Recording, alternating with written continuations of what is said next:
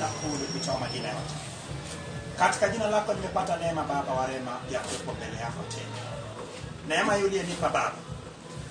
Unipe Baba uwezo wa kuitumia vizuri Baba. Baba, katika neno lako Baba, tunaingia katika kitabu cha Mambo ya Walawi sura ya 11. Jinsi ulivyokuwa nasi Baba katika sura 10 zilizopita, endelea kuwa pamoja nasi. Maana Roho Mtakatifu ndio mwalimu bora tuliyeahidiwa na Bwana Yesu kuwa yeye atatufundisha neno la Mungu, atatushuhudia habari za Yesu. Baba, Agano la Kale ilikuwa ni picha na taswira na kivuli cha mambo ambayo yangekuja kutokea. Jinsi zile sadaka Baba wa rehema zilikuwa ni Baba njia ya ibada katika Agano la Kale, ndipo sasa hivi Baba ibada yetu iko katika Baba neno la kweli. Ninashukuru jina lako Bwana, maana Baba utakumbuka taifa letu, rais wetu tunayempenda, makamu wa rais, waziri mkuu na mawaziri wote, na Baba watenda kazi wote Baba pamoja na rais wetu. Wape hekima ya kutenda kazi pamoja na rais wetu, wape afya njema Baba. Baba, bariki serikali yetu iwe na fedha, uchumi wetu ipande juu Baba, na ulinde mipaka yetu yote Baba. Mabaya yote uiondoe Baba wa rehema. Baba, taifa yetu ikiwa ni mfano Baba wa rehema ya hata injili inayotoka katika taifa letu, ikamate mataifa yote. Alitukuza jina lako Bwana kwa ajili ya kufanya taifa letu iwe ni kisiwa cha amani, sio kwa uweza wetu Baba wa rehema, bali kwa uweza wako Bwana kupitia Roho Mtakatifu. Asante maana Bwana wewe ni mwema na ni mtakatifu. Usisahau Baba mabishop, maaskofu, wachungaji, makanisa yote na mwili wa Kristo kwa jumla. Baba, tufundishe ukweli Baba, maana ndiye atakayefanya watu wajiandae na ujio wa Yesu Baba wa rehema mara ya pili. Itatufaidi nini Baba kama wengi Baba wa rehema hawatakwenda kumlaki Bwana, bali watakwenda motoni?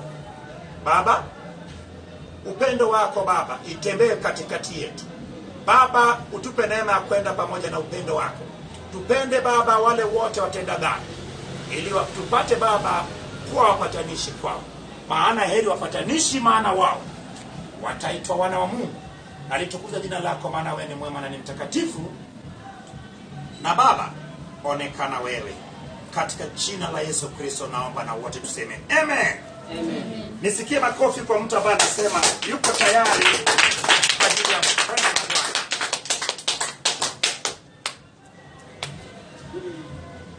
Bila shaka hii ni neema kwangu mimi, hii ni neema tena ni fursa. It is an opportunity that the Lord has given me again to stand before his congregation. It is not by my will, it is by the will of God. Kama Mungu asingenipa nafasi nisingesimama. Ili nisimame nahitaji niwe mzima, nahitaji niwe nimekwenda mbele za Mungu ili nipate kuwa na cha kuambia dunia. Kama nisingekuwa na cha kuambia dunia, nisingepata neema hii kutoka kwa Mungu ili nisimame. Lakini kabla sijasimama hapa na Mungu kunitumia kuwa na kuwepo mbele zake, ujifunze ya kuwa Yesu hakwenda mbele za watu pasipo kwenda faragani. Kwa nini Yesu aende faragani? Kwa nini Yesu usiku kucha afunge kule mlimani akiwa peke yake, alafu mchana ama asubuhi aye nafundisha hekaluni?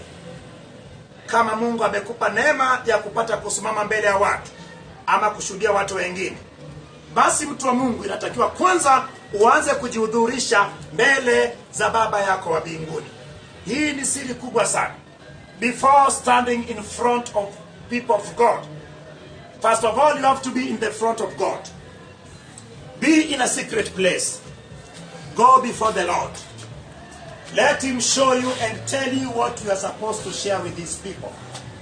Or else you will be sharing your personal revelation with his people. We have to share God's revelation to his people. Nasema ya kuwa kama hautakuwa na wakati wa kutenga muda kwenda mbele za Mungu kabla hujaenda mbele za watu wa Mungu, basi utaishia kufundisha mafunuo yako. Na mimi nasema hivi, sitaki kukudanganya. Umedanganywa mara nyingi sana ya kuwa unabarikiwa. huwezi kubarikiwa pasipokuwa na cha kufanya. Labda shetani akupe, lakini shetani ni muongo tu. Akikupa atatafuna watoto wako wote.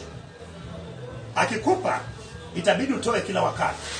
Lakini Mungu anavyokupa, hakuambii bwana lazima uvae hivi. Mungu anavyokupa unaweza kala unavyotaka, unaweza kuvaa unavyotaka. Lakini sana anavyokupa atakwambia uvae aina fulani tu. Uvae tu vitu fulani fulani tu. Maana hana ujanja kukuacha utumie pasipo yeye kutangazwa. Lakini Mungu wetu kama alivyomwambia Musa ya kuwa nitakudhihirisha mbele ya watu hawa. Na Mungu akasema kwa sauti, na wana wa Israeli wakisikia pale katika mlima Sinai. Ndiko atakapotukweza na anatukweza. Bwana Yesu asifiwe. Sasa jana tuliishia katika ile sura ya 10. Tuliona ya kuwa ile sura ya 10 tuliona wale wana wawili wa Haruni, Nadabu na Abihu, wakiingia mahali patakatifu na vyetezo vyao, lakini pasipo kuchukua moto katika ile madhabahu ya kuteketeza ama madhabahu ya shaba, wakichukua moto nje ya hema ya kukutania. Na wakiishia kufanya nini? Wakiishia kwa moto kutoka mbele za Bwana. Ina maana kutoka katika ile pazia iliyokuwa inatenganisha mahali patakatifu na mahali patakatifu. Na moto ule ulitoka pasipo kulamba pazia, ukatoka ukaenda ukapita kwenye mlango wa pazia wa nje, ukaenda ikawalamba na wakateketea. Nasema hivi watu wa Mungu, bila shaka tuliona jinsi ambao wana wa Israeli wakiona hao wapendwa wao wakitolewa na kwenda kuzikwa nje ya marago, lakini baba na ndugu zao wakiwa hawakushiriki kwenye kuomboleza wala chochote kinachohusiana na masuala ya msiba. Nasema hivyo watu wa Mungu, kumbe kuna wakati mwingine hata mambo mengine unayoshiriki ndiye anayekuwa kwenye matatizo, kwa sababu kama Haruni akuomboleza wala hawakutakiwa kuonyesha ya kuwa wamefiwa na ndugu zao, bila shaka lazima tuwe makini zaidi. Lakini tukaona pia sheria mpya Musa akisema ya kuwa Haruni na wanawe kama makwani wasifanye nini? Wasiingie kule katika hema makutano wakiwa wamefanya nini? Wamelewa. Na ikawa hiyo ni nini? Hiyo ni sheria, hiyo ikawa ni sheria ya kudumu kwa Bwana Yesu asifiwe. Sasa leo hebu tuende kwenye sura ya 11 ambayo ni wanyama najisi na wasiokuwa najisi. Kimsingi yani vya kuliwa na vya kutokuliwa. Hii ni eneo ambayo uwe makini ili uelewe, maana eneo hili imekuwa ikipiga watu wengi sana chenga. Kwa nini? Mpaka sasa hivi kuna watu wengine ambao bado hawali baadhi ya wanyama kwa sababu ya hii amri na sheria ambayo ilitolewa pale wakiwa mlima Sinai, pale wana wa Israeli kabla hawajaanza safari ya kutoka mlima Sinai kuelekea Kanani. Hebu uwe makini ili upate kuelewa mambo. Utajua kwa nini waliambiwa wasile baadhi ya vyakula na kwa nini wasile. Lakini je, kwa sasa hivi je, na sisi tusile baadhi ya vyakula ama wanyama ama viumbe ama tuvile? Hebu tuende moja kwa moja kwenye sura ya 11 kwa pamoja. Watakatifu wa Bwana, fungua Biblia yako alafu twende utasoma, ewe mtakatifu wa Bwana. Soma kwa jina la Yesu. Bwana akanena na Musa na Haruni na kumwambia, neneni na wana wa Israeli mkiwaambia, wanyama hawa ndio wanyama wenye uhai mtakao wala katika hayawani wote walio juu ya nchi. Kila mnyama mwenye kwato katika miguu yake, mwenye miguu ya kupasuka kati, mwenye kucheua, katika hayawani hao ndio mtakao wala. Pamoja na hayo wanyama hawa hawataliwa katika wale wenye kucheua na katika wale walio na kwato. Ngamia kwa sababu... Bwana Yesu asifiwe. Umeona sasa? Mungu anaendelea kusema na Musa wapi? Pale katika hema ya makutano, ya kuwa awaambie watu ya kuwa wanyama watakaokula ni wanyama wanayecheua, wanyama wanayecheua ni wanyama wa aina gani, na wanyama wasiocheua, na wanyama waliyekuwa na ukwato. Bila shaka watu wa Mungu, wanyama wenye ukwato, tulia usikilize hapo, alafu bila shaka upate kuelewa. Lakini kucheua maana yake ni nini? Ni wale wanyama ambao wanapokula mchana,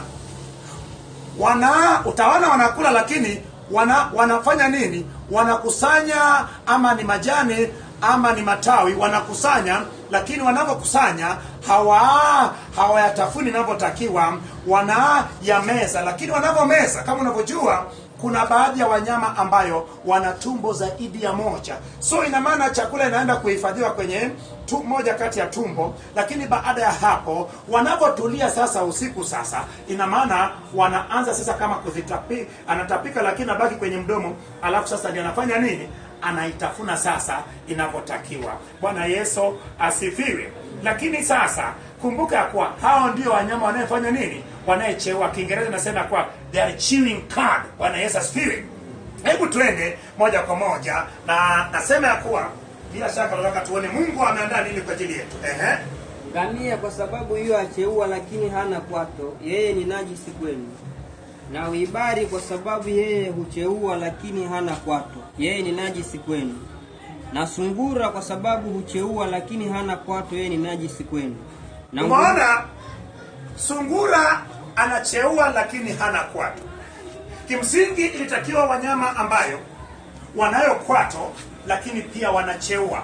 Bila shaka tunajua ukwato ama kwato ambayo ni miguu ya wanyama kama ng'ombe, wanyama kama mbuzi, wanyama kama kondoo. Lakini umeona kuna baadhi ya wanyama ambayo walikuwa na kwato lakini walikuwa hawacheui, lakini wengine walikuwa wanacheua lakini hawana kwato. So ilitakiwa wawe na kwato lakini pia wafanye nini? Wacheue. Kwa lugha nyingine ya kuwa watu wa Mungu, jambo hilo ingawa lianza kule nyuma katika kitabu cha Mwanzo kipindi cha Nuhu, ile sura ya ngapi? Ile sura ya 6 kuelekea na ya 7, pale Mungu anasema wanyama wasafi na wasio wasafi. Lakini kumbuka kule ilikuwa ni wanyama ambao wanaweza wakatolewa Mungu kama sadaka. Lakini ndio wale wanyama ambayo wanakwato lakini pia wanafanya nini? Wanacheua. Bwana Yesu asifiwe. Hebu tuende tuangalie, alafu baadaye tuje tuone kuwa sababu ilikuwa ni nini kwa kuwekewa vikwazo katika vyakula. Ndio maana sasa hivi shetani bado anawekea watu vikwazo.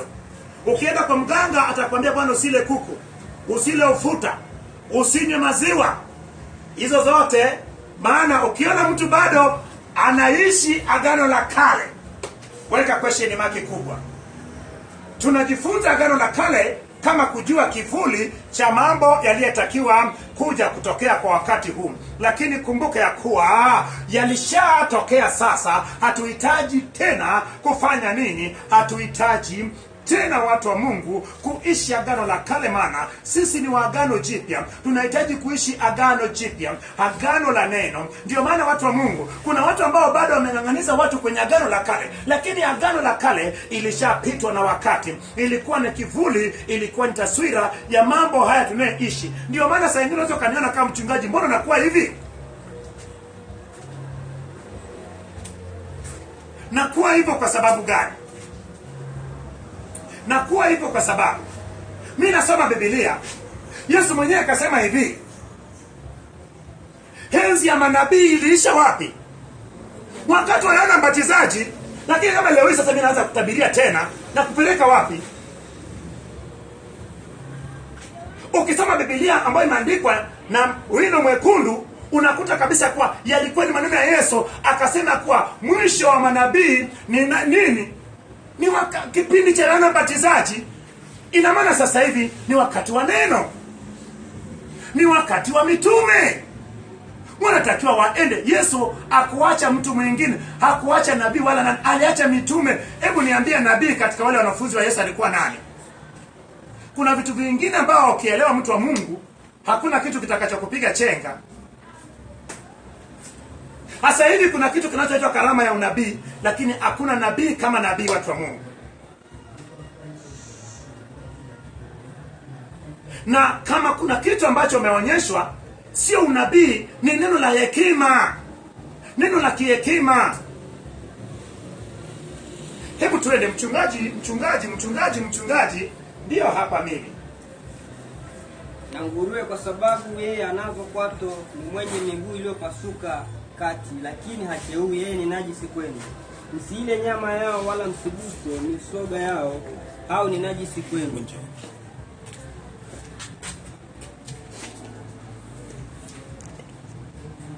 Endelea. Katika hao wote walio ndani ya maji mtakula hawa, kila aliye na mapezi na magamba ndani ya hayo maji, na ndani ya bahari na ndani ya mito mtakula hao. Na hao wote wasio na mapezi na magamba ndani ya bahari na ndani ya mito, katika hao waendao majini na katika wote wenye uhai waliomo majini, hao ni machukizo kwenu, watakuwa machukizo kwenu. Msiile nyama yao na mizoga yao. Umeona watu wa Mungu? Rudia tena Epafra. Naomba uwe makini. Kumbuke ya kuwa vitu alivyotakiwa kuvila ni vile vilivyoumbwa. Kumbuke ya kuwa ni vitu vile vilivyoumbwa katika zile siku ya 6 ya uumbaji. Umeona? Ni vitu vinavyopatikana katika anga ambao ni ndege, na vinavyopatikana katika nchi ni katika wanyama na katika wadudu wanayetembea, na katika pia samaki wanayekuwepo kule baharini.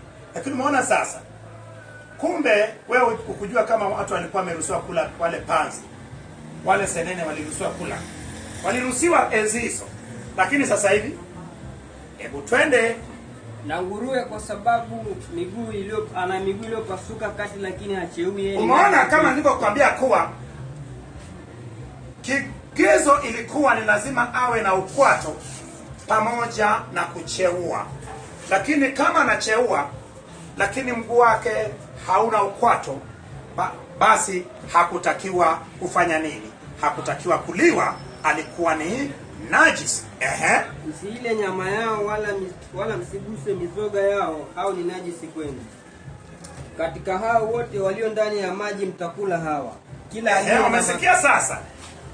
Kila aliyopo ndani ya maji.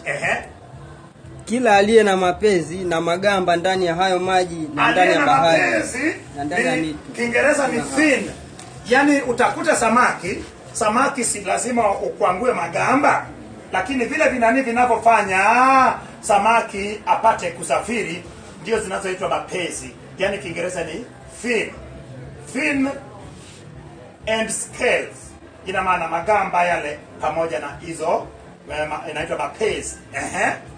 Na hao wote wasio na mapezi na magamba ndani ya bahari na ndani ya mito, katika hao waendao majini na katika wote wenye uhai waliomo majini, hao ni machukizo kwenu, watakuwa machukizo kwenu. Msiile nyama yao na mizoga yao, itakuwa machukizo kwenu. Kila asiye na mapezi wala magamba aliye ndani ya maji ni chukizo kwenu. Umeona sasa, kila asiyekuwa na mapezi pamoja na magamba hakutakiwa kuliwa. Umeona sasa? Bila shaka ina maana katika samaki nao walikuwa ni wale waliyekuwa ni wasafi na waliyekuwa ni najisi. Lakini watu wa Mungu, kuna sababu Mungu aliwafanyia wana wa Israeli hivi. Hebu tuende. Kisha katika ndege hawa watakuwa ni machukizo kwenu, hawataliwa. Umeona, Mungu ametoa katika nchi, ameenda katika makusanyiko ya maji, anaenda katika anga. Mungu anatembea katika zile nyanja tatu ambayo ndio dunia. Anatembea katika nchi, katika anga na makusanyiko ya maji. Ina maana kumbe viliopo katika anga pia inatakiwa viliwe. Vingine viliopo chini katika nchi na katika bahari yanatakiwa fanye nini? Yalitakiwa yaliwe na mengine yasiliwe. Lakini kwa sasa hivi tutaona. Hebu twende kwa jina la Yesu. Tai na furungombe na kifungu na mwewe na kozi kwa aina zake, na kila kunguru kwa aina zake, na mbuni na kiruka njia na dudumizi na kipanga kwa aina zake, na bundi na mnandi na bundi mkubwa, na mubi na mwari na mderi, na korongo na koikoi kwa aina zake, na hudi na popo. Umeona ndege hawa wakina fulukombe, wakina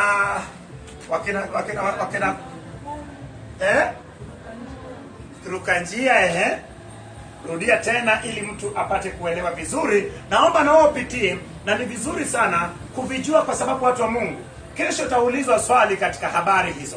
Lakini nataka Bwana leo akupe maelezo ya kutosha ambayo utaondoa wasiwasi, maana kuna wengine ambao ni waanga wa mafundisho hayo. Maana kuna mtu mwingine ambaye unakuta ali baadhi ya vyakula, maana kwa sababu alisoma pale ya kuwa usile fulkombe, usile kunguru, usile sijui na kiruka njia, umeona. Lakini je, kwa sasa hivi ikoje? Hebu twende. Tai, fulkombe na kipungu na mwewe na kozi kwa aina zake na kila kunguru kwa aina zake na mbuni na kiruka njia na dudumizi na kipanga kwa aina zake na bundi na mnandi na bundi mkubwa na mumbi na mwari na mderi na korongo na koikoi kwa aina zake na hudihudi na popo. Umeona, hata popo hakutakiwa kuliwa enzi hizo, watu wa Mungu. Lakini watu wa Mungu, hizo zilikuwa kwenye amri ambayo Mungu anatoa pale. Umejua kuna amri ama kuna sheria zilizotolewa juu ya mlima Sinai, lakini kuna sheria kama ya vyakula vilivyotolewa wapi? Vilivyotolewa pale katika hiyo hema makutano. Kwa sasa hivi Mungu anavyosema na Musa, huo ni mwanzo wa mwaka wa pili. Mwaka mmoja tayari walipotoka Misri, baada ya miezi mitatu walifika katika mlima Sinai. Lakini baada ya miezi 9, ina maana mwaka moja, tayari walishapata maagizo na walishafanya agano na Mungu na walishatengeneza hema makutano. Sasa huu ni mwanzo wa mwaka wa pili, ambao huo mwaka wa pili walifundishwa mwaka mmoja mzima pale pale mlima Sinai, lakini tayari hema makutano imeshajengwa. Mungu anakaa kwenye maskani pale. Mungu anatuma Musa na anaongea na akina Haruni anaongea na wao, na watakapokamilisha kufundishwa sasa, ina maana itakuwa ni mwanzo wa mwaka wa 3 sasa. Wanaanza safari, tunaingia kwenye kitabu cha nini sasa? Tutaingia na kwenye kitabu cha Hesabu. Unaona sasa pale wakiondoka wanaanza safari, lakini watakuwa wanatembea katika nini? Katika hizi sheria ambayo Mungu anaweka. Na hizi sheria, watu wa Mungu, zilikuwa zinatesa watu kweli kweli, zilikuja kutesa watu kweli kweli. Utaona madhara yake mbele kule. Ndio maana usipoelewa hapo kule mbele, unavyoona sasa wana wa Israeli wanavyohangaika kule jangwani, ama wanavyohangaika kule baada ya kuingia katika ile nchi ya ahadi, utaona kabisa kuwa matokeo yake ya kuwa waliambiwa wasile baadhi ya vyakula, wale baadhi ya vyakula, na wangekula bila shaka pasipo kutenda yale waliotakiwa kutenda ili watakasike, mabaya angewapata. Na sasa hivi je, nasi tunasema Mungu ambayo kuna mengi ambayo tunakatazwa katika Injili. Mengi. Nikupe mfano. Imeandikwa sio mwepesi wa kufanya nini?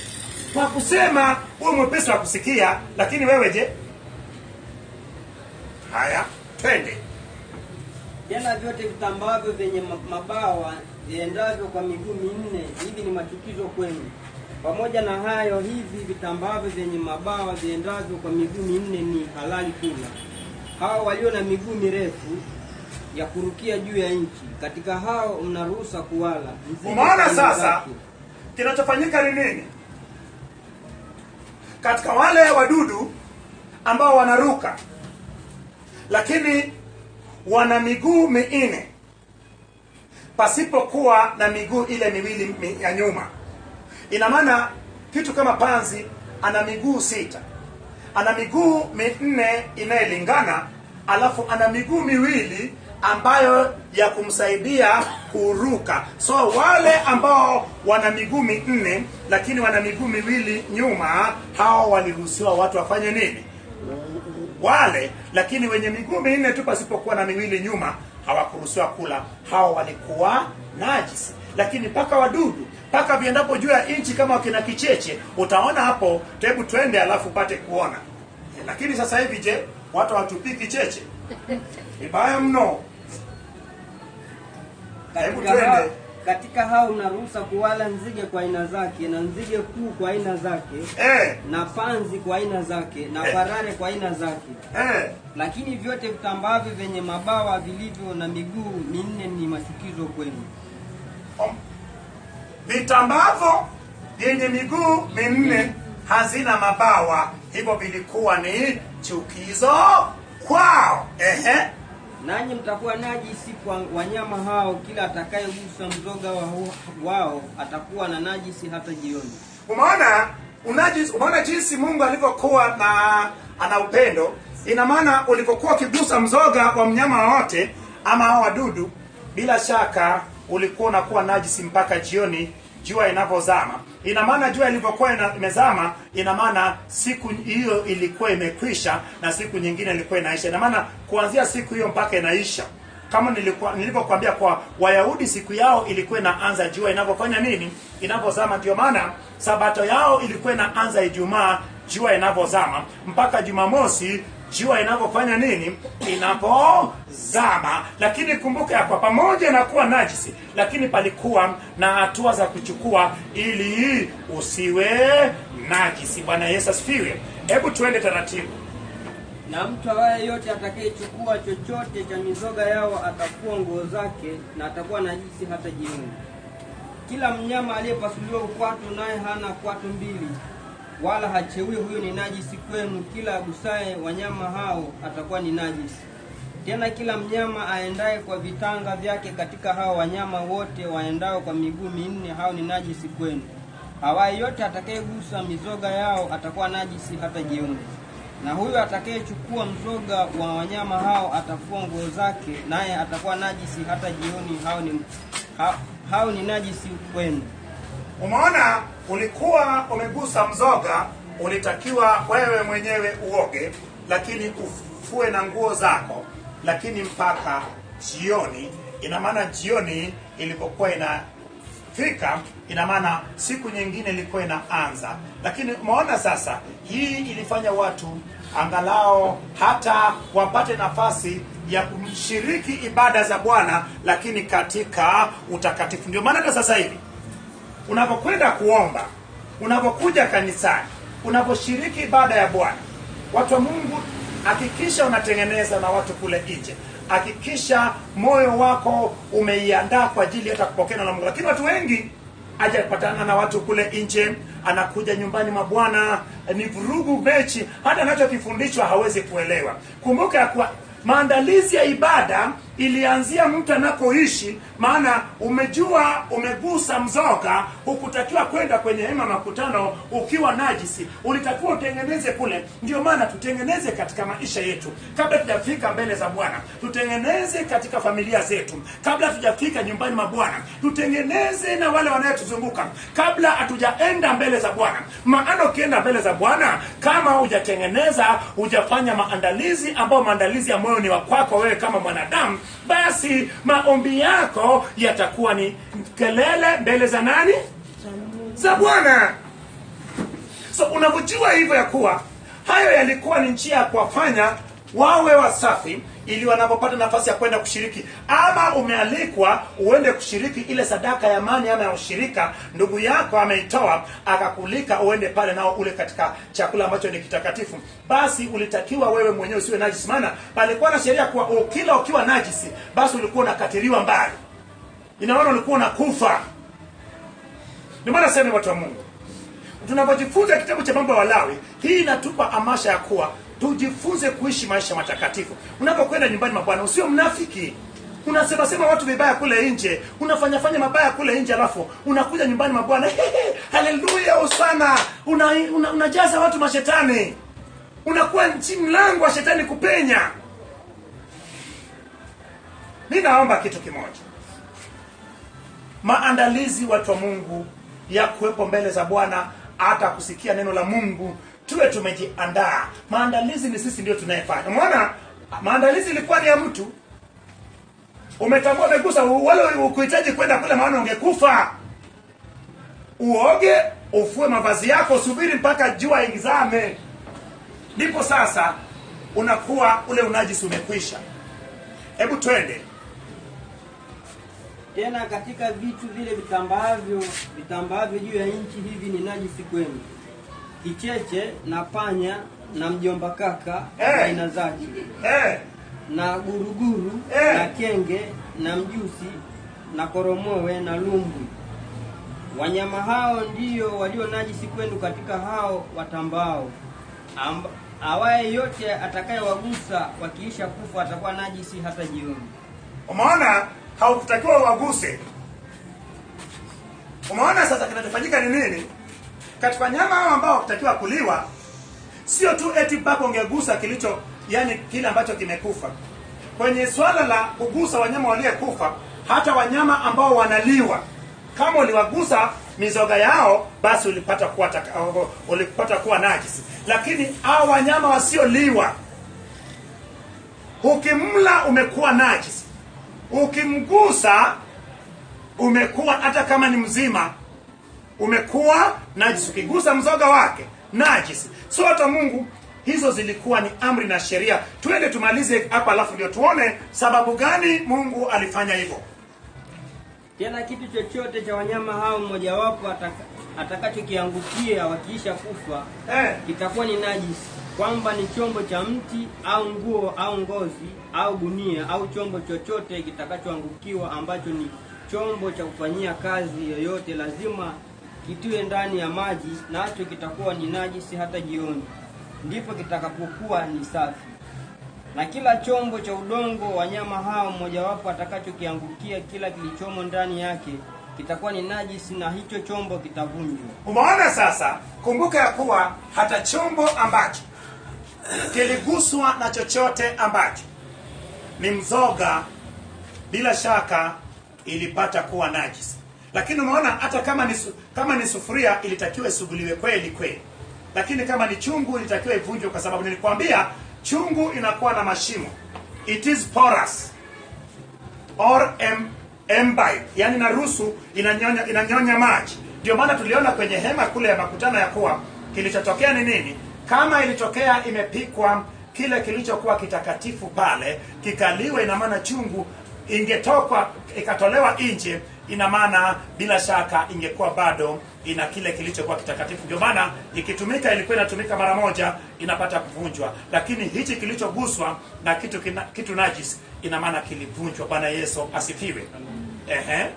Kila chakula kilichomo ambacho ni kuliwa, hicho ambacho maji hutumiwa juu yake, kitakuwa ni najisi, na kila kinyweo ambacho ni cha kunywea kilichomo katika chombo kama hicho kitakuwa ni najisi.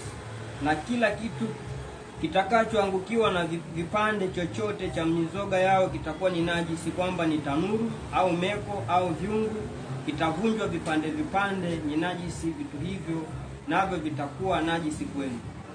Pamoja na hayo, chemchem au shimo ambamo maji ya kusanyika vitakuwa ni safi, lakini hicho kitakachogusa mizoga yao kitakuwa ni najisi.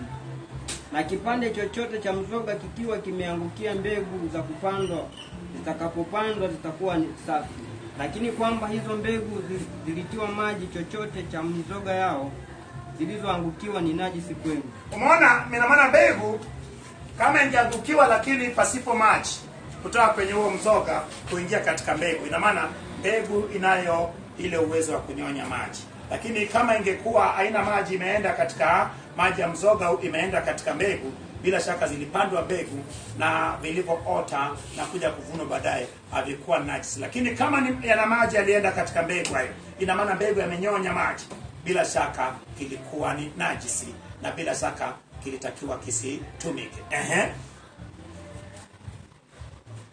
Kama akifa mnyama awaye yote ambaye mnaruhusa kumla, yeye anayeugusa mzoga wake atakuwa ni najisi hata jioni. Na yeye atakaye kula mnyama wa mzoga wake atafua nguo zake, naye atakuwa najisi hata jioni. Yeye atakaye uchukua mzoga wake atafua nguo zake, naye atakuwa najisi hata jioni. Na kila kitu kitambaacho juu ya nchi ni machukizo, hakitaliwa. Kila aendaye kwa tumbo lake, na kila aendaye kwa miguu minne, na kila aendaye kwa miguu mingi, maana ni vyote vyenye kutambaa vitambaavyo juu ya nchi, hamtavila kwa kuwa ni machukizo. Msifanye nafsi zenu kuwa ni machukizo kwa kitu chochote chenye kutambaa kitambaacho, wala msifanye nafsi zenu kuwa najisi kwa vitu hivyo, mkajipatia uchafu kwa hivyo.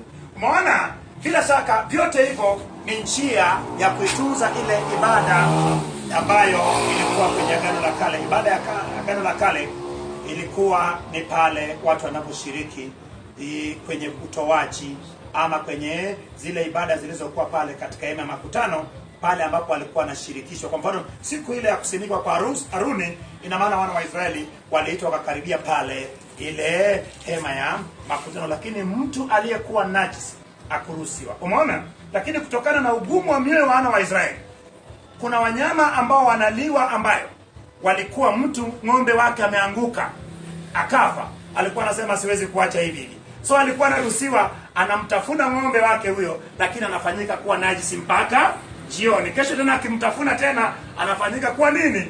Najisi mpaka jioni. Lakini walikuwa hawaachi. Si unajua tena walikuwa ni watu wenye shingo ngumu. Ni sasa na sasa hivi watu wa Mungu ni watu wenye shingo ngumu kweli.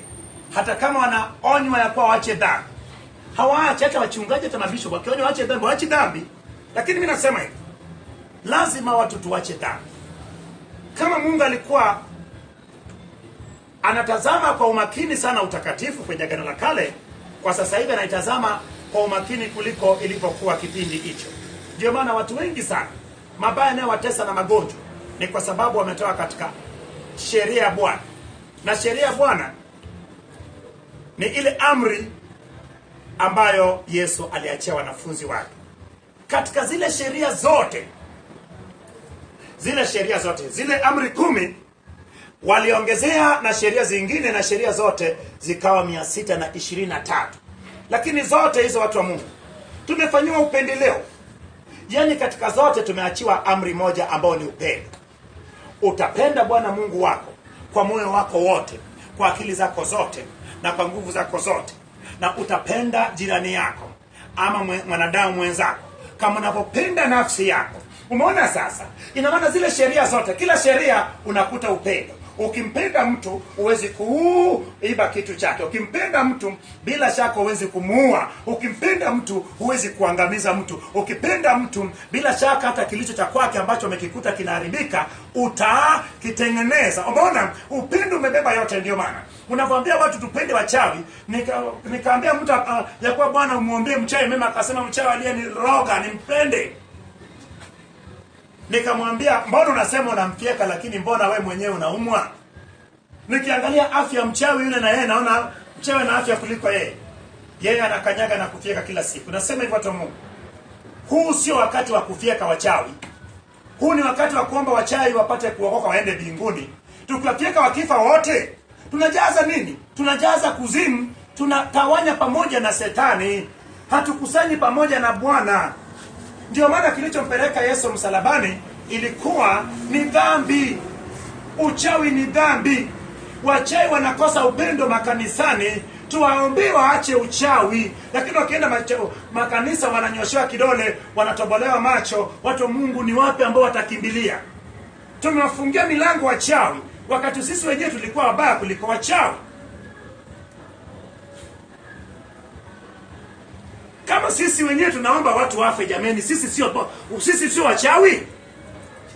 If you are praying for somebody to die, are you not a witch? Let us not brainwash people. Tusicheze na akili za watu. Umejua kuna shetani amefunika fahamu za watu. Watakatifu wa Bwana waelewi. Kama mchawi anatupa mishale na ua, wewe mwenyewe uko kanisani katika jina la Yesu na kuua, mbona wote nia zenu moja? Njia yenu ni moja. Ndio maana sisi wanaagizwa tunawapenda, tunawaombea wote wasipotee. Huyo naye muua mchawi anakwenda motoni, na wewe mwenyewe utakwenda motoni. Maana Yesu akasema hivi, sio wanayemuita Bwana Bwana ni wa kwake. Nasema watu wa Mungu ya kuwa huu ni wakati wa kusoma Biblia na kuelewa. We have to read the Bible and understand it well, because there are so many misinterpretations in the word of God. We are misleading people. We are misleading people. We are taking them to hell. And why?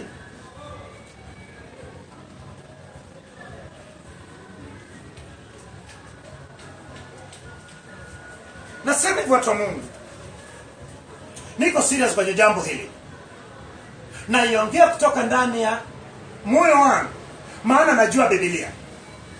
Watu wa Mungu, usipoelewa Agano la Kale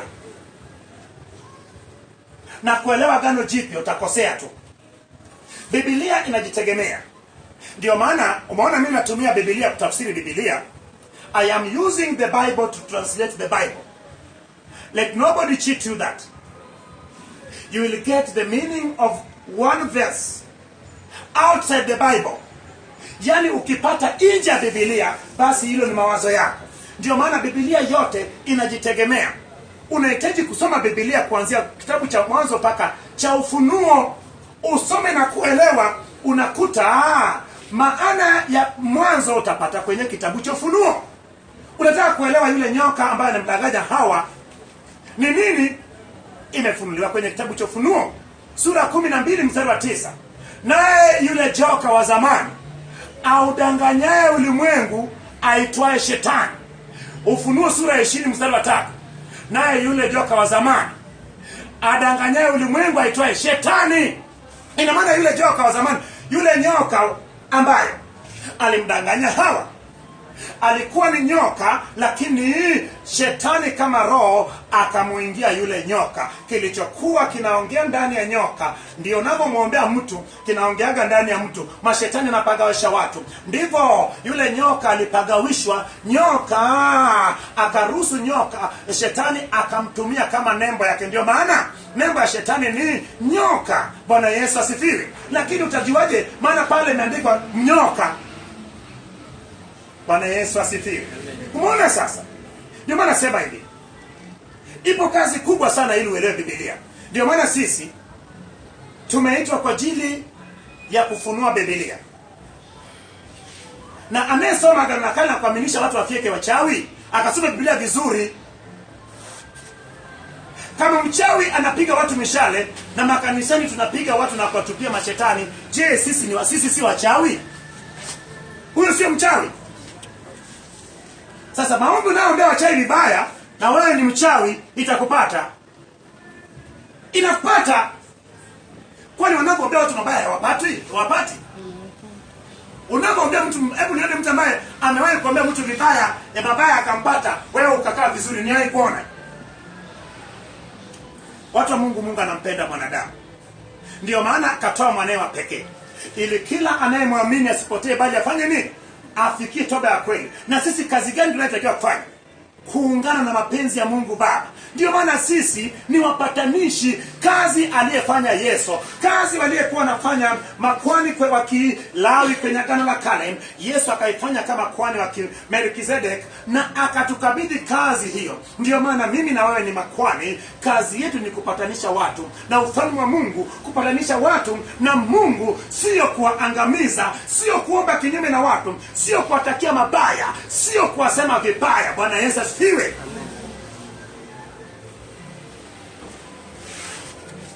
Kwa kuwa mimi ni Bwana Mungu wenu, takaseni nafsi zenu basi, iweni watakatifu kwa kuwa mimi ni mtakatifu. Umeona? Bwana anataka hata sisi sasa hivi. Bwana ni mtakatifu, naye hupendezwa na watakatifu waliopo hapa duniani. Ina maana hata maombi Mungu anayejibu ni maombi ya watakatifu. Mara nyingi watu huomba na kupata matokeo kadhani Mungu amejibu. Shetani, ukiomba katika jina la Yesu Kristo, mchungaji wote afe sasa hivi, kwa jina la Yesu afe sasa hivi, nikifa nani Mungu ameniua? Wewe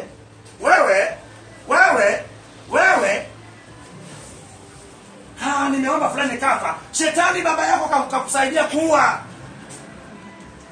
Maana ule ukimua kifa anaenda wapi? Simotoni. Wewe unakusanya ama unatawanya. Ndio maana watu wa Mungu makanisani, shetani anavuna sana kanisani. Lazima tupinge jambo hilo.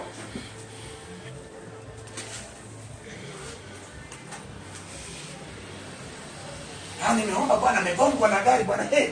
Usinichezee kabisa. Mimi naomba Bwana. Amegongwa na gari wewe. Singekuwa mnyama ungemla nyama. Ameshagongwa na gari, umefaidika na nini? Siku ambao watu wanakwenda mbinguni, kama umeenda mbinguni, wewe je, ukujaza kule kambi ya shetani? Shetani atasimama anasema huyu ni wapangu tu. Kwa maana sasa watu wa Mungu, kuna njia nyingi sana ya kutambua kama mimi namtumikia Mungu. Ndio maana upendo ina nguvu kuliko mauti. Upendo unaokoa, inaunganisha, inaongeza, mauti inapunguza. Kwa nini watu wanasemaga kwa upendo una nguvu kuliko mauti? Watu wa Mungu, kimtokacho mtu ndicho kimjazacho. Mikono ya watu wengi waliokoka imejaa damu kwa sababu ya maombi yao. Wengi wanatumia maombi kama silaha ya kuua. Nasema hivi, don't use your prayers as a weapon of killing people of God. Maombi, watu wa Mungu, sio kwa ajili ya kuangamiza watu wa Mungu. Mimi nasema hivi, Yesu alitaka watu wote wafikie toba ya kweli. Hakutaka hata mtu mmoja apotee. Kwa nini watu wapotee? Haiwezekani watu wakapotea huku sisi tukicheka. Watu wa Mungu, wakati huu ni wakati gani? Yesu akasemaje? Ukisoma katika ile sura ya 9 inasema ya kuwa Mathayo, Yesu anasema ya kuwa mavuno yamekuwa mengi, watendakazi ni wachache. Anaambia wanafunzi wake ya kuwa ombeni ili Bwana wa mavuno afanye nini? Alete wavunaji, aongeze. Mimi na wewe ni wavunaji, tunavuna tukipeleka wapi? Kuna wengine wamegeuka, wanavuna wanapeleka motoni. Kuna wengi wanavuna wakipeleka kwa shetani. Tuvune tupeleke nyumba kwa Bwana. Maana watu wa Mungu, kinachofanyika ni nini? Kumbuka ya kuwa kazi tuliye nayo ni kupunguza watu wanayekwenda motoni na kuongeza watu wanayekwenda mbinguni. Ndio maana nasema hivi,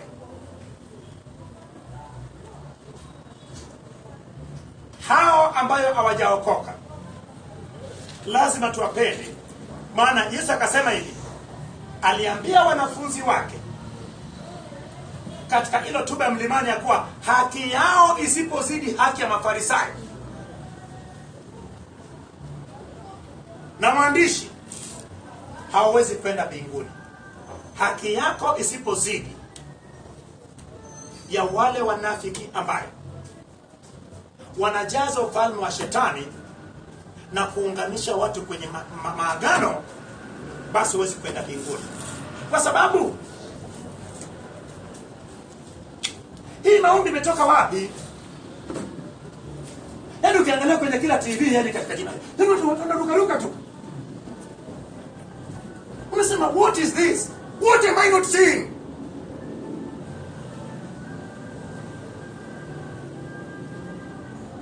There must be something wrong in the world.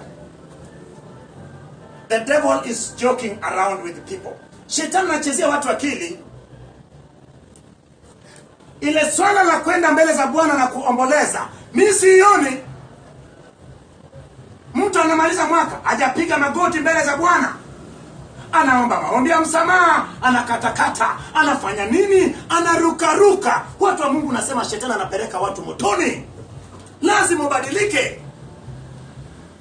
Lengo mama ya wokovu ni nini? Lengo mama ya wokovu, watu wa Mungu,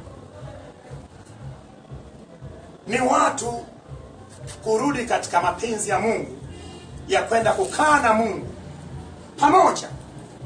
Na jambo hilo ni pale utakapokidhi vigezo na kuwa tayari kwenda kumlaki Yesu atakaporudi, ama ukiwa mzima ama ukiwa umekufa. Ukiwa mzima, kufumba na kufumbua, utavaa mwili usioonekana na kwenda kumlaki. Lakini Paulo akasema, hatutawatangulia waliyelala katika Bwana. Ukilala katika Bwana, ukifa katika Kristo, ukifa katika ukweli, watu wa Mungu, utafufuka katika ule ufufuo wa kwanza. Lakini ipo ufufuo wa pili ambayo ni kwa wale watakaye kufa katika dhambi. Ni hao ndio watakaye simama mbele ya hukumu. Maana Yesu ni hakimu wa haki, maana atawaonyesha makosa waliyetenda ili waone hawajaonewa. Ndio maana nasema hivyo, watu wa Mungu. Lengo mama ya wokovu wako ni nini? Ulikuja ni kuombea upone, ulishapona. What next? Of course you came for a miracle. You have received your miracle. If you are still here, I'm telling you that the next step is to go and inherit eternal life. And that is all. Lazima ujiandae kwa ajili ya kwenda katika ile Yerusalemu mpya itakayeshuka kutoka mbinguni. Nasema hivyo, watu wa Mungu, Kama utakwenda kinyume na mafundisho ya Yesu, mafundisho ya Yesu watu wa Mungu ipo kwenye vitabu vinne. Mafundisho ya Yesu: Mathayo, Marko, Luka na Yohana. Yako mafundisho ya Yesu.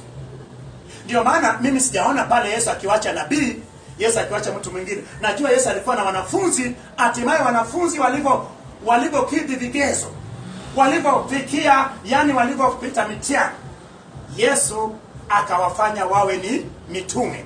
Mimi najua hawa ni wanafunzi wa Yesu ambao Yesu anawafundisha, lakini wakiwa tayari sasa kutumwa wanakuwa ni mitume.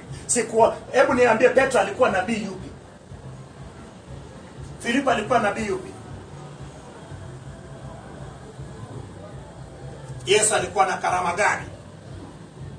Wanafunzi wa Yesu walikuwa na karama gani? Yesu alikuwa na karama zote, Petro alikuwa na karama zote, wa Yohana yule alikuwa na karama zote, mimi na karama zote, wanaagizwa kutu na karama zote. Maana Roho Mtakatifu ndiyo anayegawa hizo karama. Unataka kumwombea mtu, Roho Mtakatifu atakupa karama ya miujiza na matendo makuu. Unataka pale kutafsiri, kunena kwa lugha, Roho Mtakatifu atatafsiri ndani yako. Ndiyo maana nasema hivi,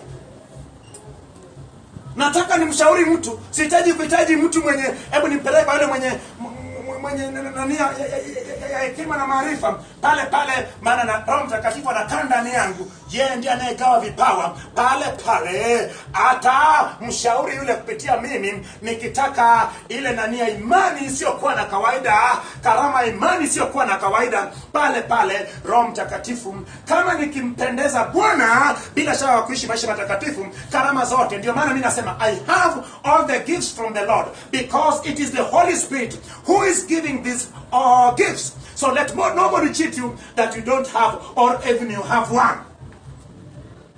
If you know the truth, you will have all gifts, because it is the Holy Spirit who is giving those gifts, and the Holy Spirit is dwelling inside you. Anayetoa karama hizo anakaa ndani yako. So ni wewe unataka kwenda kuzitafuta? Wewe umekwenda kuhubiri injili kule porini? Utakuja kutafuta huku eti mchungaji ni matendo makuu sijui na nini ndio aje aombe wewe? Tumia pale. Umejua mimi miujiza hii, matendo makuu na miujiza sina, nitafute mchungaji. Unapoteza muda. Weka mkono juu yake, imeandikwa kuwa wote waaminio mambo haya na ishara zote hizi zitafuatana nao. Kwa jina la Yesu watatoa mapepo, watanena kwa lugha ngeni, watashika nyoka, wakinywa kitu za kita wadhuru, wataweka mikono juu ya wagonjwa. Sema wataweka mkono juu ya wagonjwa. Wataweka mikono juu ya wagonjwa. Ataweka mkono, atafanya nini? Wewe wakina mchungaji George ama waumini wote, watu waaminio, waumini, sema mimi. Sasa kwa nini tupewa mamlaka kuweka mikono juu ya watu alafu wapone kama tuna karama ya uponyaji? Wewe umeona sasa? Kama wote tumepewa karama ya kuweka mkono juu ya wagonjwa na kupona, ina maana tuna karama ya uponyaji wote. Kama tuna karama ya uponyaji wote, tuna karama ya imani sio kwa ya kawaida. Tuna karama ya unabii. Lakini sasa kwa sababu manabii mwisho ilikuwa wakati wa Yohana Mbatizaji, neno la kinabii sasa hivi sio neno la kinabii, neno la hekima. Usiseme unabii, sema neno la hekima. Ni nini ambacho tunatabiria ambao Yesu hajawahi kuitabiri jandikwa kwenye Biblia? Wanatabia mjua dunia inaisha. Wengine wameandika leo ya kuwa sijui mwezi zinaungana kwenye mstari mmoja Marekani, sijui ndio mwisho wa dunia. Watu wamelewa ugali. Sijui nani kawalewesha. Iko kwenye YouTube imetangazwa. Eti Amerika wanasubiria kuona total clip. Eti it is the end of the world. Are you joking? Are you sick? Where are they taking people? The ones who are called prophets, they must change. It is not the time for prophets. The last time for prophets, during the time of John the Baptist. That is what Jesus said. For we who are reading the Bible and understanding it, we are ready to stand and tell them the truth. Oh no, I want now to kill that your enemy. Is it the God killing the enemy or the devil? very careful. If you see anybody saying that he wants to kill your enemy, then you have to ask him that, when you kill my enemy, where will my enemy go? To hell or to heaven? If he says to hell, tell him that you are not the servant of God. I want the servants of God. If you allow the person who is praying for you to pray against your enemy and kill your enemy, the blood of your enemy will be upon you. That is why you want to pray for me. I'll ask you, what do you want to do with my enemies first? That is when I will know that you are really serving the true God, who wants everybody to be saved. Huko ndiko dunia inatakiwa ielekee. Wakati wa mwisho tuhitaji watu wa Mungu. Watu wa Mungu husi wakati wa kuua watu. Watu hao ni mavuno, ndio maana mavuno ni mengi, watenda kazi ni wachache. Hao wachawi ndio watenda kazi, hao wazinzi ndio watenda kazi, hao walevi ndio watenda kazi, hao waongo ndio watenda kazi, hao tunayowadharau wao ndio watenda kazi. Ndio maana Bwana anakaambia wanafunzi wake ya kuwa waombe ili Bwana wa mavuno alete wavunaji. Ninasema hivi watu wa Mungu, ya kuwa huu ni wakati wa mavuno. Huu si wakati wa kuangamiza. Watu wa Mungu, wakati wa kung'oa ni wakati wa kupanda, na wakati wa kuendelea kupalilia, huo ndio wakati wa kung'oa. Lakini wakati wa kuvuna sio wakati wa kufanya nini, wa kuharibu tena. Ni wakati wa kusanya kila kitu, maana watu wa Mungu ni wakati wa usanyaji. Ndio maana kila jambo na wakati wake. Sema kila jambo na wakati wake. Huu ni wakati wa kupanda, sio wa kupanda. Huu ni wakati wa kuvuna. Na neno ambayo ilisema na Yesu kuwa utajua wakati wa uvunaji.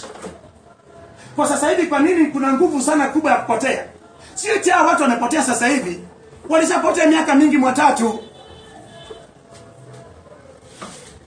Walishapotea zamani.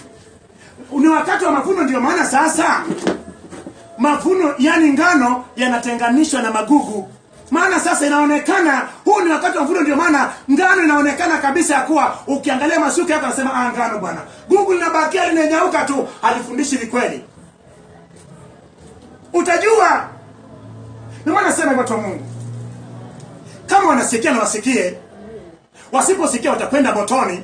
Wasiposikia kwanza, hao watu wanaowaongoza Mungu hawezi kusimama na kunyamaza ili watu hao wapelekwe motoni. Mimi nasema haiwezekani. Never on earth here. Maybe in another planet. God won't keep quiet and allow these people to continue brainwashing people, to continue fooling people, to continue making people to be children. Instead of making people to be like children, they are making people to be children. We are not supposed to be children. We are supposed to be like children. Hatutakiwi tuwe watoto, natakiwa tuwe kama watoto wadogo. Bwana Yesu asifiwe.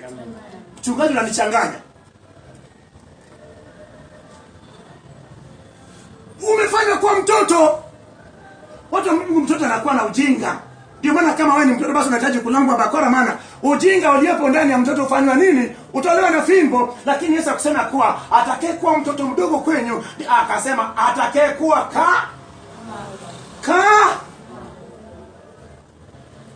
kama na kuwa ni vitu viwili tofauti. Ndio maana Biblia imesitiriwa. Lazima uwe makini unaposoma Biblia. That is why I do tell people that read twice or thrice. Don't read it once. Usome mara moja, soma alafu tulia tena, tafakari. Soma tena kwa utaratibu, mara ya 3, mara ya 4, anza kuangalia inao jumbe ngapi hiyo sura. Huku umeshaomba kumwambia Bwana kuwa Roho Mtakatifu ambaye ni mwalimu bora, tuliahidi wana Bwana Yesu ya kuwa atakuja na kudumu ndani yetu na atashuhudia habari za Yesu. Ashuhudie, maana Biblia yote ni Yesu. Biblia yote inaongelea habari za Yesu. Ukiongelea yule kafara ya mnyama ambaye alikuwa ni ng'ombe, ni Yesu. Kondoo ni Yesu. Lakini Yesu katika Agano la Kale.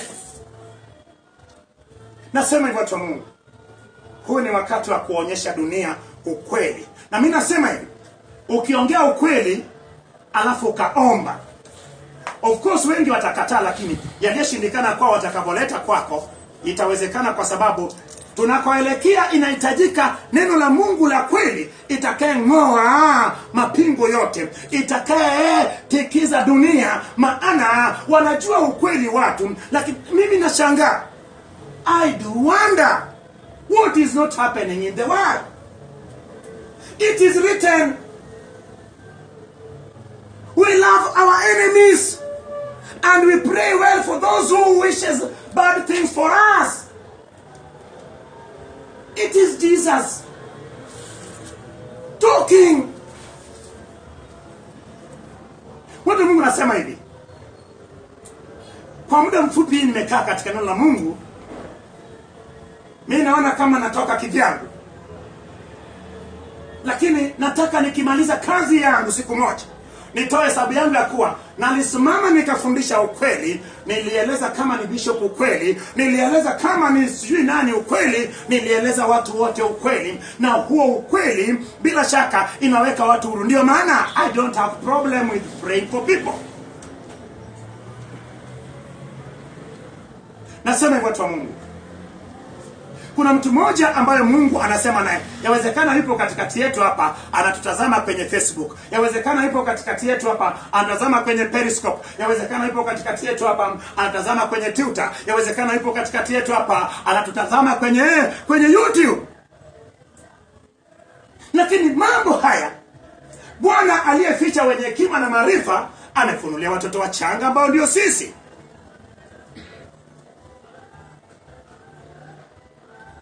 Hebu twende. Mchungaji, unaona kama ni mchungaji? Mimi ni mtu tu anayesema katikati ya mji. Twende. Wala msitie uchafu nafsi zenu kwa kitu kitambacho cha aina yoyote. Kama nafsi ilitiwa kwa kitu chochote kitambacho ambao kilikuwa najisi, hata sasa hivi jambo lolote la kiroho ambayo ni najisi, ambayo Bwana hajaiagiza, itakutia nafsi yako unajisi, na lazima uiache. Lazima tuache uongo, lazima tuache uzinzi. Uzinzi umejaa katika watumishi wa Mungu, lazima tukemee. Alafu wachungaji waongo kweli kweli. Watu wa Mungu, mimi nakutana na watu ambao wameumizwa vibaya mno. That is why on their behalf I do speak. Mchungaji kashampa mwanao mimba, anaruka kimanga. Mtu anasimama madhabahuni alafu wewe, where do you want to take people? God has given you a beautiful wife. What do you want? Are you initiating people to the devil's kingdom? Mimi kama nafanya uzinzi hapa, basi naunganisha watu kwenye mkataba mwingine. Hii swala la uzinzi ambayo imejaa makanisani ni kuunganisha watu kuzimu.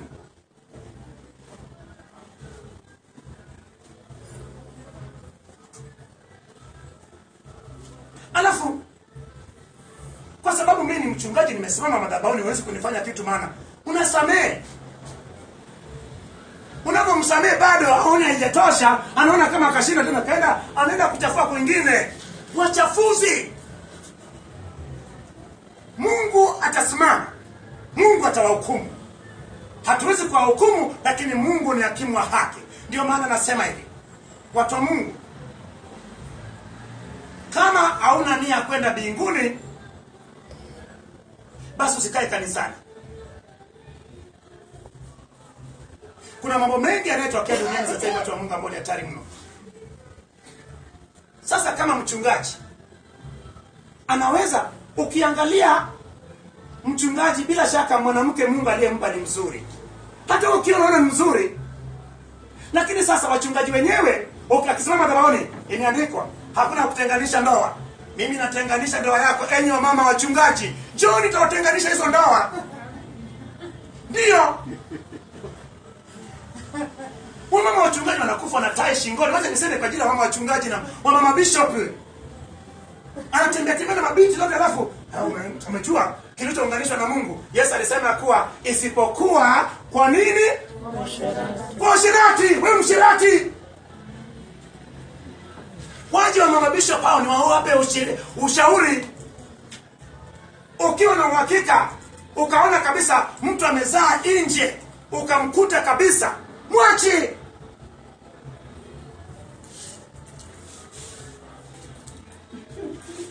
Nasema watu wa Mungu hawataki Agano Jipya, kwa sababu Agano Jipya ukienda kwenye hotuba mlimani, Yesu anaruhusu ya kuwa hawa ambayo wana wazinzi wamekutwa wafanye nini? Hamjua kilichounganishwa na Mungu hakitakiwi kuna nini. Sasa wamama wake zao pia hawajawafungisha Biblia, wanakufa na tai shingoni. Usifanye mchezo hapa, agizo kuu.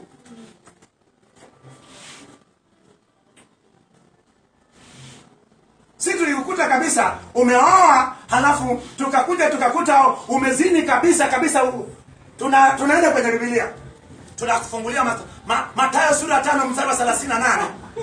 Usitutanie kabisa, sema Bwana kama ulivyosema hakuna hiyo ndoa, halafu tunakwenda kule kwenye Jamhuri ya Muungano wa Tanzania ili tenguliwe mahakamani.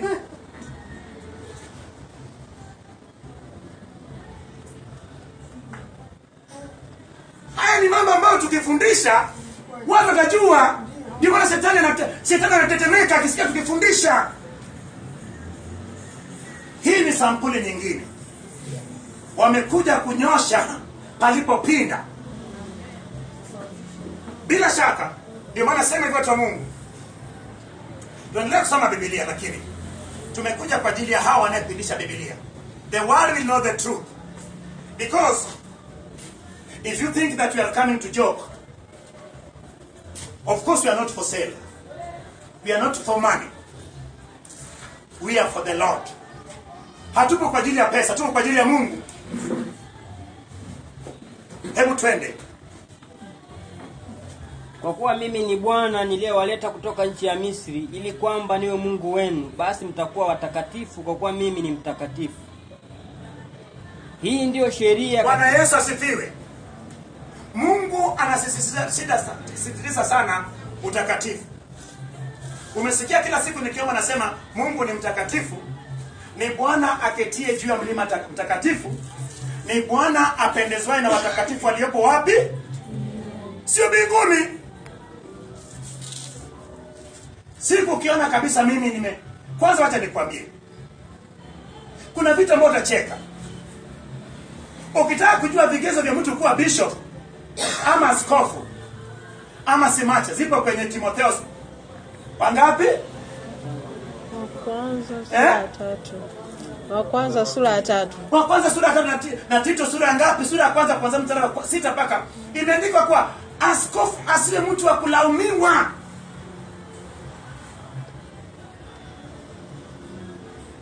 Asiwe mtu ambaye hajatulia.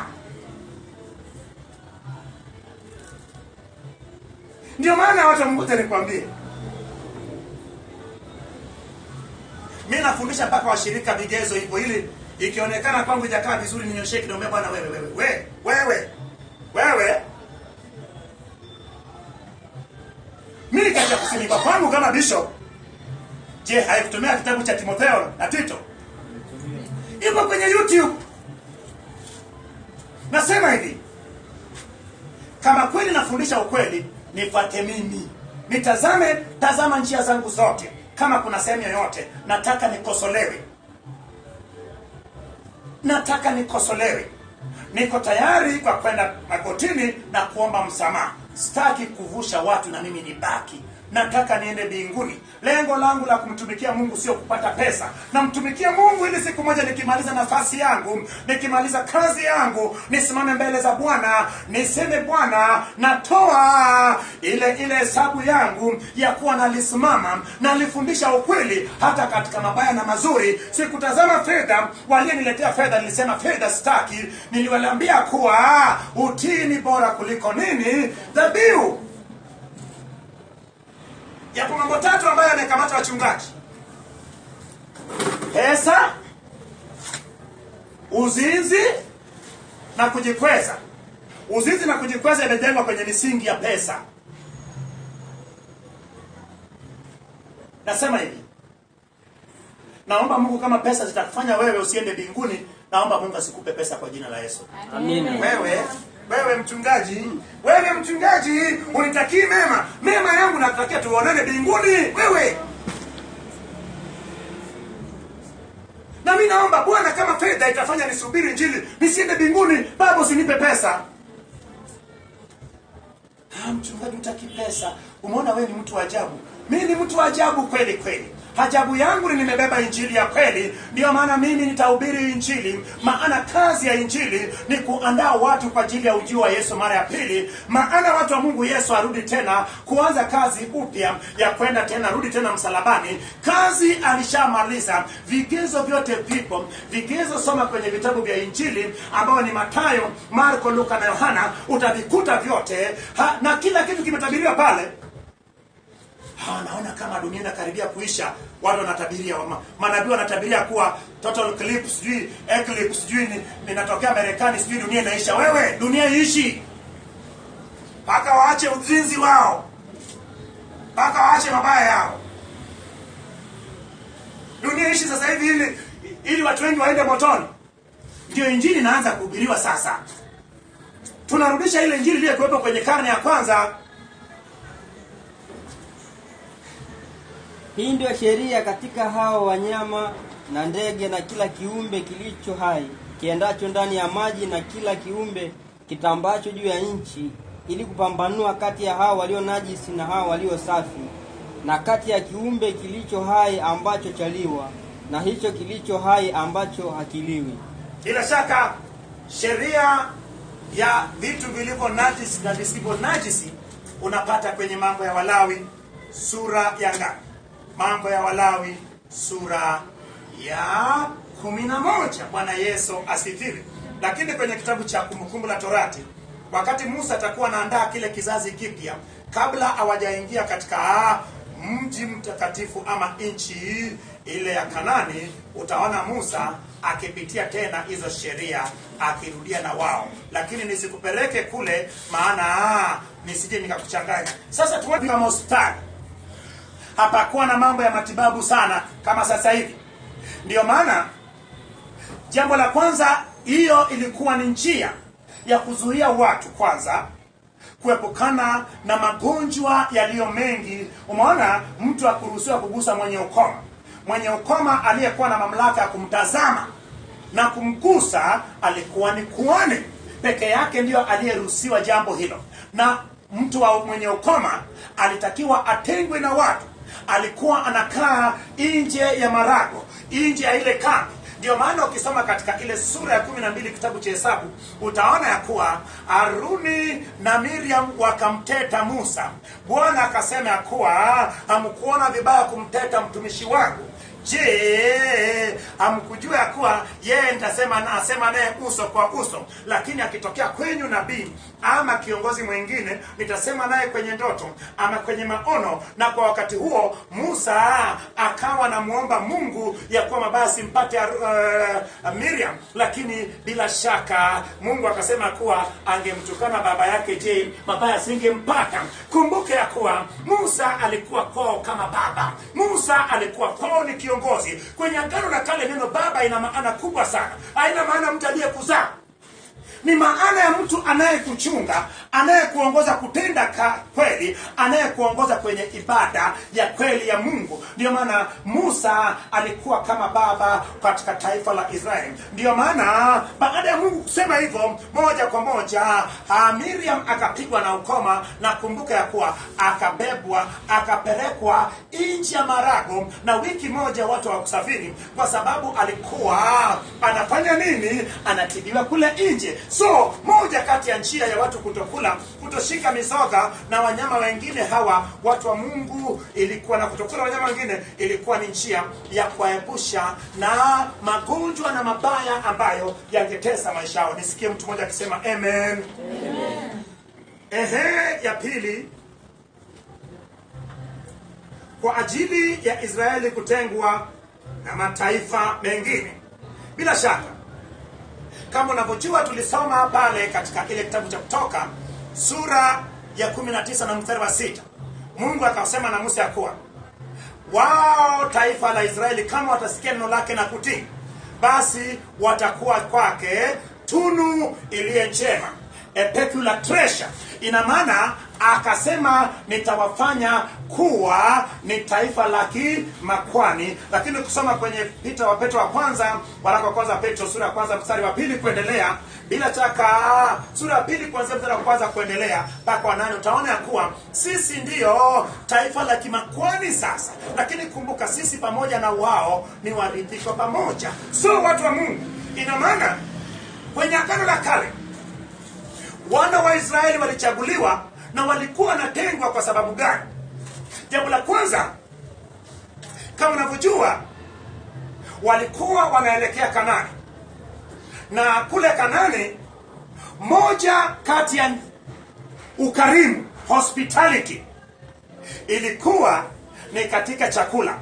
Na kama unavyojua, angefika kule bila shaka wangeletewa kiti ya moto wangetafuna.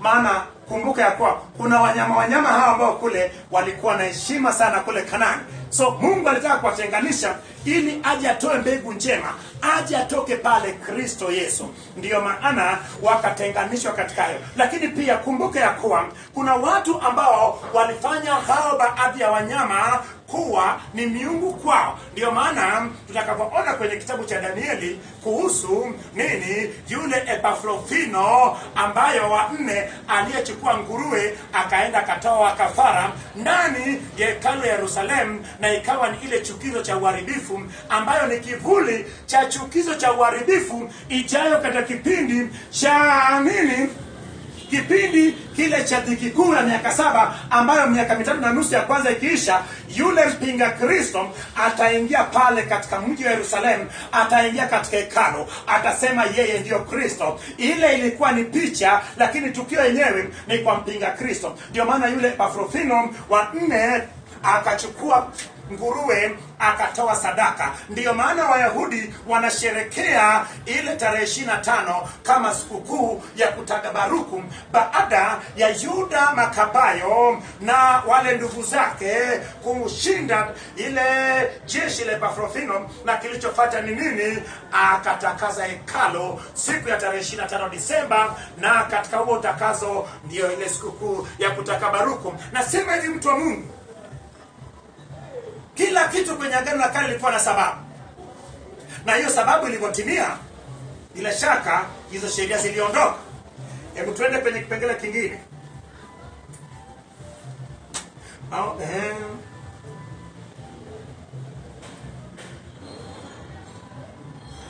Sasa maelezo haya yote katika hiyo sura ya 11, watu wa Mungu, je, sisi natuhusuje? Nadhani kiongozi na muasisi wa Kristo alikuwa ni Kristo Yesu. Tuone Yesu alisema nini juu ya hivyo vyakula. Tuanze moja kwa moja katika kitu kinachoitwa hotuba ya mlimani. Hebu fungua hotuba mlimani, Mathayo sura ya 5 mstari wa 17. Tuone kwa ufupi juu ya nini? Juu ya Yesu anasema nini? Naomba ufungue haraka, maana muda umeenda. Fungua haraka usome. Eliza, fungua haraka 5:17 alafu Mathayo sura ya 5 mstari wa 17. Msidhani ya kuwa nalikuja kutangua Torati au manabii, la, sikuja kutangua bali kutimiliza. Umeona, Yesu hakuja kutengua bali alikuja kutimiliza. Itatimilizwaje kitu ambacho kimekamilika? Agano la Kale ilikuwa haijakamilika, lakini Yesu alikuja kuikamilisha. Ndio maana Agano la Kale ni Agano Jipya, ijafikia utimilifu wake. Agano la Kale ni Agano Jipya imefunikwa. Agano la Kale ni Agano Jipya imesitiriwa. Lakini Agano Jipya ni nini? Agano Jipya ni Agano la Kale imefunuliwa. Agano Jipya ni Agano la Kale imefikia wakati wake wa kutumika. Ndiyo maana anasema hivi, lugha iliyojificha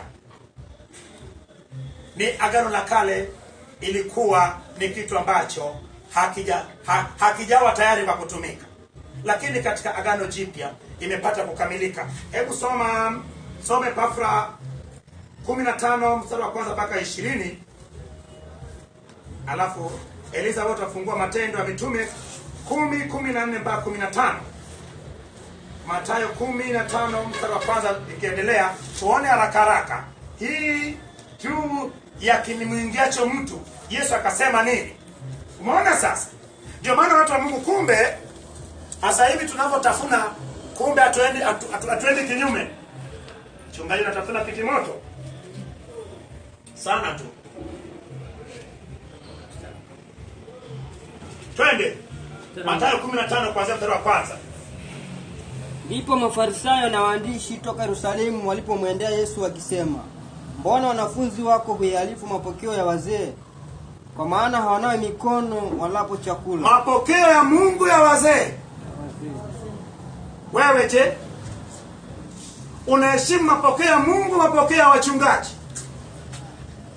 Umeona nilivyosema kuwa kuna watu ambao wana mapokeo yao binafsi, wana mafunuo yao binafsi. Yalikuwepo, wakamwendea Yesu ya kwamba mbona wanafunzi wako wanaharibu mapokeo wazee? Mbona wanayo wakati wa kila? Lakini Yesu akawaona kabisa wao wenyewe ni wanafiki. Hebu twende. Akajibu akawaambia, mbona ninyi nanyi huihalifu amri ya Mungu kwa ajili ya mapokeo yenu? Kwa kuwa Mungu alisema, mheshimu baba yako na mama yako, na mtukanaye baba yake au mama yake kufa na afi. Bali ninyi husema, atakayemwambia babaye au mamaye chochote kipasacho kusaidiwa na mimi ni wakfu, basi asimheshimu baba yake au mama yake. Mkalitangua neno la Mungu kwa ajili ya mapokeo yenu. Enyi wanafiki, ni vema alivyotabiri Isaya kwa habari zenu akisema, watu hawa huniheshimu kwa midomo, ila mioyo yao iko mbali nami. Nao huniabudu bure, wakifundisha mafundisho yaliyo maagizo ya wanadamu. Nilifundisha mwaka jana kuhusu sheria ya Koban. Ukisoma kwenye ile sura ya 7 kitabu cha Marko, ukishuka utaona imeandikwa ya kuwa sheria Koban. Sheria Koban ilikuwa na maana gani? Musa, sheria za Musa. Kwa nini zinaitwa sheria Musa?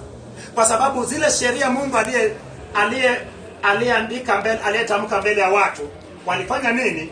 Walipotenda dhambi, Musa alipokuja na vile vipande vya mawe, alitupa vikavunjika, na maana ule mkataba kati ya Mungu na wana wa Israeli ilivunjika. Lakini Musa alipoenda mbele za Mungu, Mungu alifanya naye agano kwa niaba ya wana wa Israeli. Ndio maana sheria hizo zikawa sasa sheria za Musa. Sheria ya Musa ilisema mtu afanye nini? Heshimu baba yake na mama yake, ili siku zake zipate kuwa nyingi. Lakini kama unavyojua, wale Mafarisayo na Mafadukayo na waandishi wakatengua sheria ya Mungu, wakaweka sheria inaitwa Koban. Ina maana unaweza kusema, bwana, mimi nataka nimtumikie Mungu, na ninamtumikia Mungu, vitu vyangu vyote mama yangu na baba yangu hawaonji hata chembe. So walikuwa wanatengeneza ili sasa waendelee kudharau na kuwadhiaki baba na mama zao. Ndio maana Yesu naye akamwambia kuwa, mbona sasa na nyinyi mmeenda kinyume na sheria ya Mungu, mnafuata sheria ya wazee? Sema, mimi ninakataa. Mimi ninakataa kufuata sheria ya wachungaji. Kufuata sheria ya wachungaji. Nitafuata sheria ya Yesu. Nitafuata sheria ya Yesu. Mungu akupe kibali cha kujua hizo sheria ya wachungaji, na kuanzia leo uwe na macho ya kuona amri ya Mungu ambayo ni kuu, ambayo ni upendo, na ipate kukuongoza katika njia zako zote katika jina la Yesu. Amen. Akawaita makutano akawaambia, sikilizeni mfahamu, sicho kingiacho kinywani kimtiacho mtu najisi, bali kitokacho kinywani ndicho kimtiacho mtu najisi. Bila shaka unapotafuna kitimoto ama sungura inaingia tumboni, bila shaka inaenda kutupwa kule jelalani ama choni. Lakini kinachomnajisi mtu ni haya yanayetoka, matukano tunayetukana, mabaya tunayesema, maombi tunayeomba tukifieka watu. Hiyo ndio nini? Hiyo ndio najisi. Maana unamnajisi Mungu, kwa sababu Mungu anawapenda wote. Ndio maana ametoa mwanae wa pekee ili wote wafikie toba ya kweli. Lakini wewe unafanya kazi pamoja na mashetani. Watu wa Mungu, nasema hivi, Mungu afungue macho yako upate kuona haya ambayo mimi nafundisha.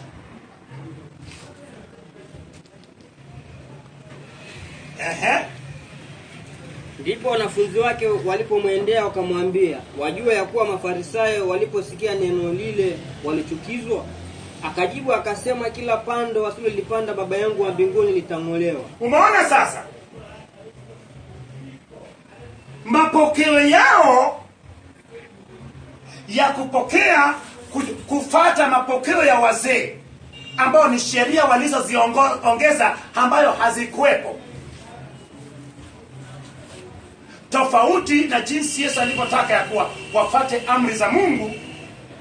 Hiyo ndiyo pando ambayo Baba wa mbinguni hakupanda. Watu wadhani ya kuwa pando ni katika vitu vingine. Neno la Mungu iliyepandwa katika ulimwengu wa injili isiyokuwa kweli, Baba wa mbinguni imefika saa yake ya kuling'oa sasa. Zitang'olewa zote. Hata kama itabidi wewe pia ung'olewe, utang'olewa wewe pia. Maana mapando hayo ya mafundisho potofu ya kuaminisha watu kwenye dunia na mali yatang'olewa kwa jina la Yesu. Sema yang'olewe kwa jina la Yesu. Yang'olewe kwa jina la Yesu. Ilikuwa ni neno, yani mapokeo yasiyokuwa sahihi. Neno la Mungu sio kuwa sahihi waliongeza. Ndio maana sasa hivi mapando mengi yamepandwa ni vipofu, na wanaoongoza pia ni vipofu. Wote watatumbukia shimoni. Shimo ni wapi? Shimo si kuzimu. So wao kumbe ni product ya nini? Ya shimoni. Ndio maana Mungu afungue macho yako. Maana wao ni vipofu. Mbona imeandikwa watu yani hii imeandikwa kabisa kwenye Biblia. Kwa nini usielewe? Kumpenda mchawi mbona imeandikwa kwenye Biblia? Lakini kipofu hawezi kuona. Na wewe kipofu? Na wewe ni kipofu? Kuna uhakika? Ibabidi niombe ili roho ya kipofu uondoke.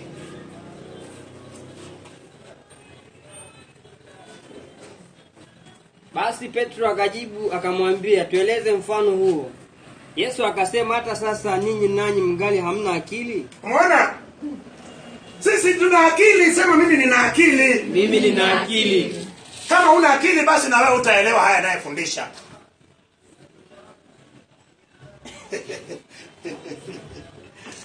Hamjafahamu bado ya kuwa kila kiingiacho kinywani hupitia tumboni kikatupwa chooni? Sasa bali vitokavyo kinywani vyatoka moyoni, navyo ndivyo vimtiavyo mtu najisi. Kwa maana moyoni hutoka mawazo mabaya, uuaji, uzinzi, uasherati, wivi, ushuhuda wa uzinzi. Umetajwa hujatajwa? Na matukano. Umetajwa hujatajwa? Mchungaji, usituonee wazinzi. Na matukano hayo ndiyo yamtiao mtu najisi, lakini kula kabla ya kunawa mikono hakumtii mtu najisi. Mbona sasa? Ukienda ukisoma kwenye ile sura 7 Marko utaona kabisa mwishoni akisema kuwa na kwa kusema hivyo Yesu alibariki nini? Vyakula vyote. Ina maana hapo ndio maana nasema hivyo watu wa Mungu. Nataka niombe lakini kwa wakati wako. Nataka uje usome Matendo ya Mitume sura ya 10 mstari wa 14 mpaka 15, pale ambapo Petro alipoletewa ile maono alipomtembelea Korneo akiwa ameenda juu kuomba gorofani, ya kuwa akaletewa akaambiwa achague kimoja ale, akasema ajala kitu najisi katika maisha yake. Lakini kumbuka ya kuwa hatimaye akaambiwa kilichotengwa na Mungu sio nini.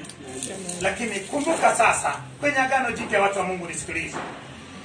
Kwenye agano jipya kinachotakiwa ni tunakula vitu hivyo katika maombi, lakini tukijua ya kuwa Kristo alishaitimiliza mambo yote yaliyokuwa yamefanya nini, yamekuwa na mapungufu.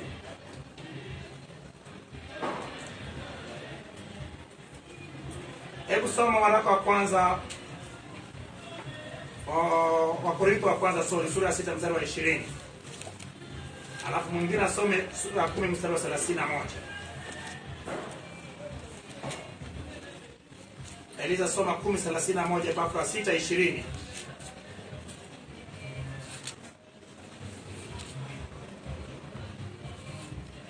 Imeandikwa, maana mlinunuliwa kwa thamani, sasa basi mtukuzeni Mungu katika miili yenu.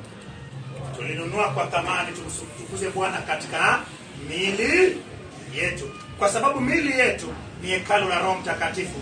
na kinachofanyika watu wa Mungu ya kuwa Kristo alikamilisha kazi. Eliza, ama bado endelea? Basi mlapo au mnywapo au mtendapo neno lolote, fanyeni yote kwa utukufu wa Mungu. Chochote tunachokula na kufanya, hata kama ni kinywaji, tufanye kwa utukufu wa nani? Some Epafra, waraka kwanza Petro sura ya kwanza mstari wa 15 na 16. Alafu Eliza wewe utasoma Wakorintho wa pili sura ya 7 mstari wa kwanza. Nikitia nanga hapo.